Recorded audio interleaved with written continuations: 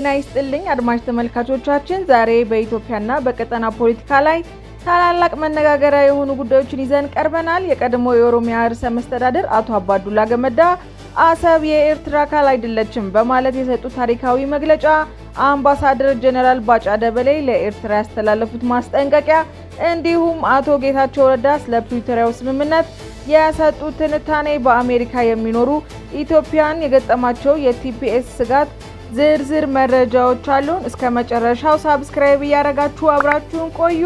ወደ ዜናው እናልፋለን። ወደ መጀመሪያውና ዋነኛው ዜናችን ስንገባ የቀድሞ የኦሮሚያ ክልል ርዕሰ መስተዳድርና የሕዝብ ተወካዮች ምክር ቤት አፈ ጉባኤ የነበሩት አቶ አባዱላ ገመዳ አሰብን በተመለከተ እጅግ አነጋጋሪ ጠንከር ያሉ አስተያየት ሰጥተዋል። አቶ አባዱላ የአሰብ ወደብ የኤርትራ አካል አልነበረም፣ በወሎ አውራጃ ስር የነበረ ነው ካሉ በኋላ አሁንም ሆነ ወደፊት አሰብ የኤርትራ አካል እንደማይሆን በቁርጠኝነት ተናግረዋል። የባህር በሩን ለማስመለስ ትግል ተጠናክሮ መቀጠል አለበት በማለት ትውልዱ ለዚህ ታሪክ ማስተካከያ ጥረት እንዲያደርግ ጥሪ አቅርበዋል። ይህ ንግግር የቀድሞ የኢህአዴግ ከፍተኛ አመራሮች ሳይቀሩ የባህር በር ጥያቄ እንደገና ህልውና ጉዳይ የተመለከተ መሆኑን ያሳያል።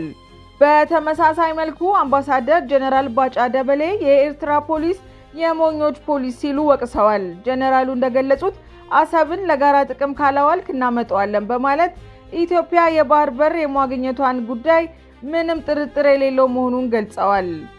መስታወት ቤት ውስጥ ቁጭ ብለህ ድንጋይ አትወርውር በማለት አስመራ መንግስት ያስተላለፉት መልእክት በሁለቱ ሀገራት መካከል ያለውን የዲፕሎማሲያዊ ውጥረት ወደ አዲስ ምዕራፍ አሻግሮታል። ወደ ትግራይ ክልል ስናመራ ደግሞ አቶ ጌታቸው ረዳ መሪዎች ክፉኛ የሚወቅስ አስተያየት ሰጥተዋል። አቶ ጌታቸው ጦርነቱ በፕሪቶሪያ አብቅቷል፣ ነገር ግን ሰላሙ ስር እንዲሰድ መሪዎች ስምምነት ከስልጣን ሽኩቻ ከመጠበቅ ይልቅ በተግባር ሊተረጉሙት ይገባል ብለዋል። እንደሳቸው ትንታኔ የፕሪቶሪያው ስምምነት የሰላም መንገድ መሆኑ ቀርቶ ለፖለቲካ መጠቃቀሚያነት እየዋለ ነው። ይህ ንግግር በትግራይ ፖለቲካ ውስጥ ያለው ከፍተኛ ክፍፍል በፌዴራል መንግስቱ በኩል ያለውን የአፈጻጸም መዘግየት በግልጽ የሚያሳይ ነው ተብሏል። በተያያዘ ዜና ትግራይ ከበባ ውስጥ ናት። ህወሓት የነዳጅ እጥረትና የኢኮኖሚ እንቅስቃሴ መገታትን በመጥቀስ በትግራይ ክልል አዲስ ከበባ መጣሉን ገለጸ። ህወሓት የፌዴራል መንግስት ላለፉት 10 ወራት በትግራይ የነዳጅ አቅርቦት መገደቡ የትራንስፖርት ኢኮኖሚ እንቅስቃሴና መሰረታዊ ማህበራዊ አገልግሎቶች ላይ መስተጓጎል ፈጥሯል ሲል ገለጸ። ይህም የፕሪቶሪያው ስምምነት አስተገባበር ላይ ስጋት መፍጠሩን ጠቅሷል። ህወሓት ትናንት ታህሳስ 8 ቀን 2018 ዓ.ም በወጣው መግለጫ የፌዴራል መንግስት ለትግራይ ጊዜያዊ አስተዳደር የሚያስተላልፈውን የበጀት ድጋፍ ማገዱን ገልጿል። ይህም የጤና፣ የትምህርት፣ የውሃና የጽዳት አገልግሎቶችን ጨምሮ የመንግስት ስራ እንቅስቃሴዎች እንዲስተጓጎሉ የማድረጉ በላይ የመንግስት ሰራተኞች ደሞዝ ሳይከፈላቸው እንዲቀሩ ማድረጉን አስታውቋል። መግለጫው አክሎም ኢፈርት ስር ያሉ ኩባንያዎች የባንክ ሂሳብ መታገዱን ኮንኗል። ይህም የድርጅቶቹ የስራ እንቅስቃሴ እንዲቆምና በ10 ሺዎች የሚቆጠሩ ሰራተኞች ያለ ደሞዝ እንዲቀሩ ማድረጉን ገልጿል። የኢትዮጵያ መንግስት ወደ ትግራይ የሚገባውን የነዳጅ አቅርቦት በከፍተኛ ሁኔታ ከገደበው 10 ወራት ሊሞላው ተቃርቧል ያለው ህወሓት፣ ይህም የህዝብና የጭነት ትራንስፖርትን የኢኮኖሚ እንቅስቃሴዎች እንዲሁም ለሴቶችና ለህፃናት የሚሰጡ የድንገተኛ አምቡላንስ አገልግሎቶች ጨምሮ ማህበራዊ አገልግሎቶች ሽባ አድርጓል ሲሉ ገልጸዋል። በሌላ በኩል ኤርትራ ከኢጋድ አባልነቷ በይፋ መውጣቷን ተከትሎ ድርጅቱ ቅሬታውን ገልጿል። ድርጅቱ ኤርትራ ምንም አይነት ውይይት ሳታደርግ ነው የወጣችው ሲል ወቅሷል።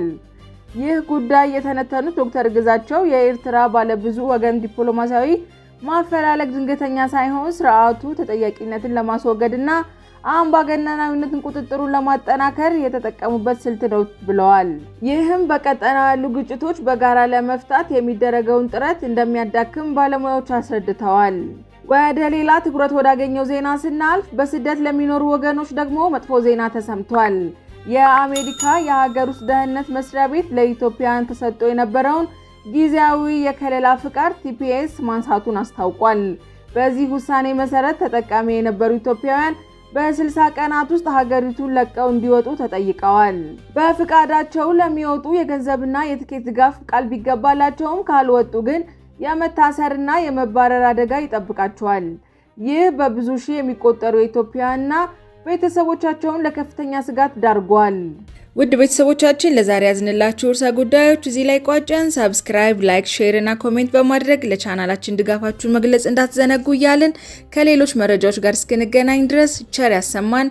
ሰላም ቆዩልን።